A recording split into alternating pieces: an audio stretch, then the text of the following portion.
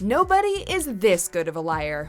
Welcome to MsMojo, and today we're counting down our picks for the top 10 plot holes in Pretty Little Liars you didn't notice. Before we begin, we publish new content every day, so be sure to subscribe to our channel and ring the bell to get notified about our latest videos. For this list, we're looking at the worst unresolved plot holes or leaps in logic found in Marlene King's Pretty Little Liars. Obviously, spoilers for the entire series will be included. Number 10. Charlotte's Endless Cash. Apparently, CeCe was pretty hard on cash. Then she made a few big deposits before his death. Born as Charles Drake before transitioning into a woman, CeCe Drake loves to mess with the Pretty Little Liars. A big fan of elaborate torture schemes and horrific dollhouses, Charlotte tends to go above and beyond what is expected out of a typical psychopath. Am I the only one who has goosebumps? No. So, how did CeCe fund all of those extravagant projects? The only explanation is that the mysterious Karasimi group, which has shady connections to her family, funded CeCe's plans. But that's nothing more than speculation. Charles has his own cellular network, and the servers are located at the Karasimi group. Either way, Charlotte knows a thing or two about investing money. CeCe's the real Wolf of Wall Street. She's never made a bad investment. Number 9. Who was in the barrel? What was in that damn barrel, and why did nobody open it? After Mona's plan to create an army of Alison's victims backfires stupendously, the original A plans to share evidence of Alison's wrongdoing with the Pretty Little Liars. It's just an empty suit. And a barrel. Alas, Mona is apparently murdered, and when the liars find a large barrel in a storage unit, they assume her body is inside it. Are you thinking what I'm thinking? That she's in there? A quick glance would have put this mystery to bed, but the liars just assume that Mona's dead. Mona later shows up alive, so who or what was in there? Later on, showrunner Marlene King revealed that there was a medical school cadaver in the barrel. Number 8. N.A.T. Club. Someone's been spying on us for years. And Allie didn't take the video, she's in it. A plot hole or just poorly explained? Why not both? The N.A.T. Club was introduced during the first season, but felt like nothing more than a footnote. N.A.T. Club? What's that? Never heard of it. Started by Charlotte DiLaurentis, Ian Thomas, and Garrett Reynolds, the club's name stands for a Latin phrase meaning "we see all," which sounds ominous, but is really just a fancy way to describe a bunch of peeping toms. Ian, N.A.T. forever. Jason. DiLaurentis? The group filmed teenage girls in precarious situations and used the videos to blackmail their victims. The show largely avoided going into detail about the club's activities, so who knows why the group formed and how their videos were collected. The whole thing just kind of went nowhere and had no real connection to the endgame. I didn't film any of those videos. Yeah, but you watched them. Didn't you? Number 7. Eddie Lamb and Aria. You the new volunteer? Aria? A throwaway line that brought up so many questions. Employed as a nurse at Radley Sanitarium, Eddie Lamb sporadically showed up to move the plot forward and provide Spencer with a little bit of information. Eddie, are you the person behind the trouble with the visitors' passes? Did you let somebody in who... It wasn't me. Privy to more than a couple of dirty little secrets. We expected big things when Eddie seemed to recognize Aria, who was volunteering for the first time at Radley. Did you volunteer for the reading program last year? No, this is my first time here. At the end of the episode, Lamb calls Ezra Fitz, then disappears from the show completely, leaving Eddie and Aria's past up for debate. I feel like we've met before. I don't think so.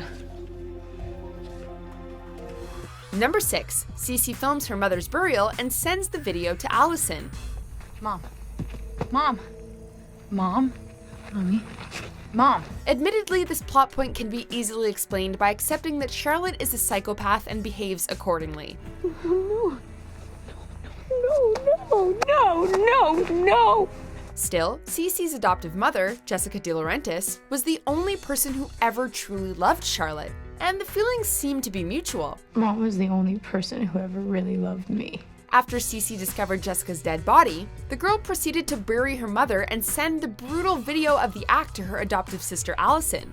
Even though the siblings' relationship was turbulent at best, Charlotte was willing to kill to protect Alison, so sending this video seemed counterproductive. Number 5. Officer Wilden blaming the liars for Alison's murder. Rest assured, I will find out what happened that summer. Why thoroughly investigate a murder you already solved? A former student of Rosewood High, and Alison's rumored beach hottie, Officer Wilden is assigned to investigate Allie's murder. So you didn't go back to the memorial to finish up Toby's handiwork? Or were you just there covering up his tracks? For a couple of seasons, Darren routinely questions the liars and seems to genuinely believe the girls were involved in Alison's death. Honey, why is she crying? He accused her of killing Alison. In season 6's 10th episode, Pretty Little Liars revealed that Wilden knew Alison was alive, and Jessica DiLaurentis paid off the cop to cover up CeCe's involvement. Are you talking about Wilden? He found out you were alive. Wilden was never gonna let you come back and tell your story. As the corrupt detective knew the truth, continuing the investigation only risked exposing Wilden's secret. Number 4. Wren gives CeCe a visitor pass for Radley. I did everything you asked me to. As a sign of things to come, Charlotte's debut resulted in a plot hole. Pretending to be a former victim of Alison named CeCe Drake, Charlotte convinced Dr. Wren Kingston to supply her with a visitor pass to talk with Mona, who was not allowed to see anyone. How many times did CeCe visit her? I wouldn't know. Yes, you would, Wren. You authorized it. Here's the problem. At the time, Charlotte was a patient at Radley, ignoring why the master criminal even needed a visitor pass. How did nobody at Radley recognize that CeCe and Charlotte were one and the same? Tell me more about the girls. I need to know everything. Number 3. Bethany dressed in Allie's clothes. But once the police were called, did you see? See what? What was left of her? The yellow blouse was enough. Some people just have the worst luck.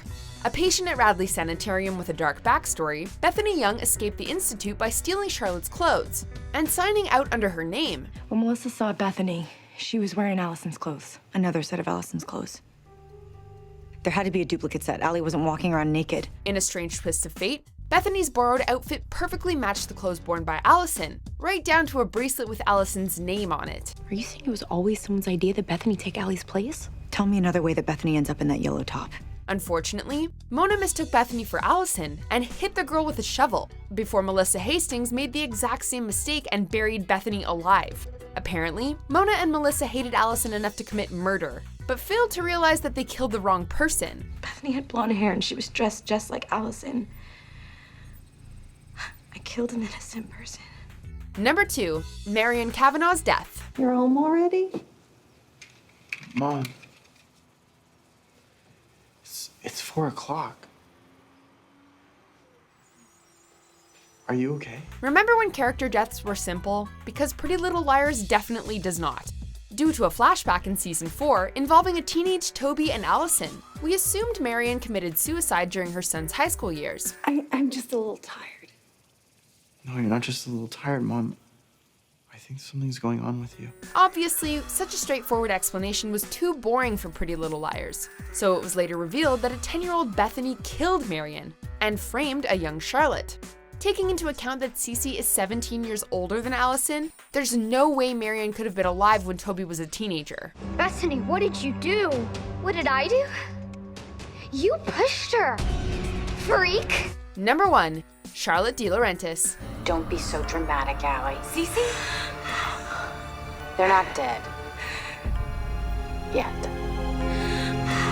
CeCe's visitor pass and unlimited funds are just the tip of the iceberg.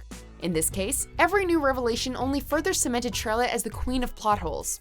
Despite never attending Rosewood High, CeCe is somehow listed as the prom queen in the yearbook. Do you even go to school here? No. But I bet I'll be the prettiest girl in the yearbook. CeCe was also allowed to attend college during her institutionalization, on the condition that she returned to Radley after class. Yet, Charlotte still had a roommate at UPenn. When CeCe dropped out of UPenn and left for LA, she was still paying rent. At least I thought she was. Oh, and Charlotte dated her biological cousin/adoptive brother under her CeCe alias.